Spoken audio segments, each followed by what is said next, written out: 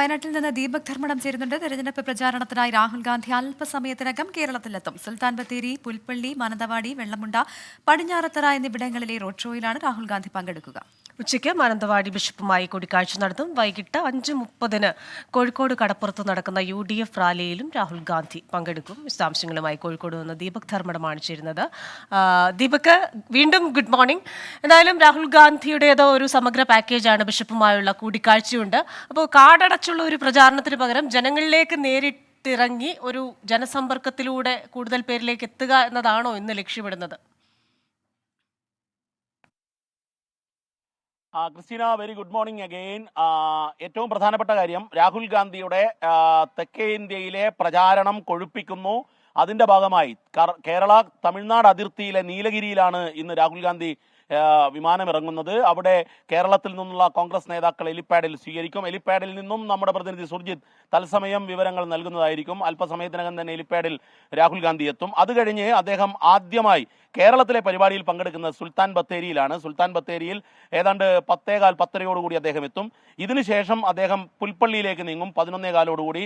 ഇതെല്ലാം തന്നെ ജനസമ്പർക്ക പരിപാടി എന്നുള്ള നിലയിലാണ് സംഘടിപ്പിക്കുന്നത്.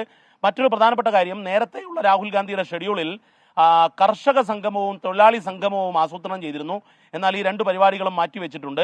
അതിനിടയിൽ നമ്മുടെ കാലത്തെ മോർണിംഗ് ഷോ ലൈവ് കേട്ട് നമ്മുടെ INTUC-യുടെ പ്രസിഡന്റ് ചന്ദ്രശേഖരൻ വിളിച്ചിരുന്നു. അദ്ദേഹം പറഞ്ഞത് ഈ തൊഴിലാളി സംഗമം വയനാട്ടിൽ മറ്റൊരു ദിവസം സംഘടിപ്പിക്കും, മിക്കവാറും ഈ 20-ാം തീയതിയോടുകൂടി സംഘടിപ്പിക്കുമെന്ന് അറിയിച്ചിട്ടുണ്ട് അദ്ദേഹം. ഈ നമ്മുടെ വാർത്തയെ തുടർന്ന് അദ്ദേഹം പ്രതികരിക്കുകയായിരുന്നു.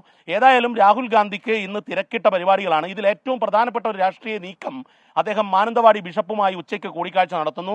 ചിലപ്പോൾ ഇന്ന് അദ്ദേഹത്തിന്റെ ഉച്ചഭക്ഷണം ബിഷപ്പിനൊപ്പം ആവാനും സാധ്യതയുണ്ടെന്ന സൂചനകൾ നമുക്ക് ലഭിക്കുന്നുണ്ട്. കാരണം ഉച്ചനേരത്താണ്, ഉച്ചഭക്ഷണത്തിന്റെ സമയത്താണ് ബിഷപ്പ് ഹൗസിൽ അദ്ദേഹം എത്തുന്നത്.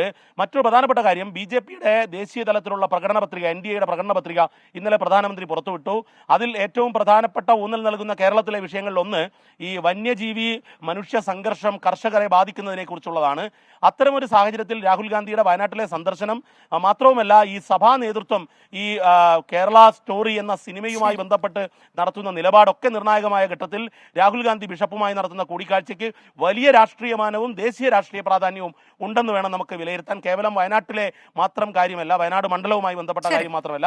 ഈ വയനാട് ജില്ലയിലെ പര്യടനങ്ങൾ പൂർത്തിയാക്കി വൈകിട്ട് 6:45 അദ്ദേഹം കോഴിക്കോട് വിക്രം മൈതാനത്തിൽ ഇറങ്ങി നേരെ ബീച്ചിലെ റാലിയിൽ പങ്കെടുക്കും. ക്രിസ്റ്റീന. ശരി, ദീപക് ധർമ്മടമാണ് രാഹുൽ ഗാന്ധിയുടെ ഇന്നത്തെ സന്ദർശനവുമായി ബന്ധപ്പെട്ട വിശദാംശങ്ങൾ നൽകിയത്.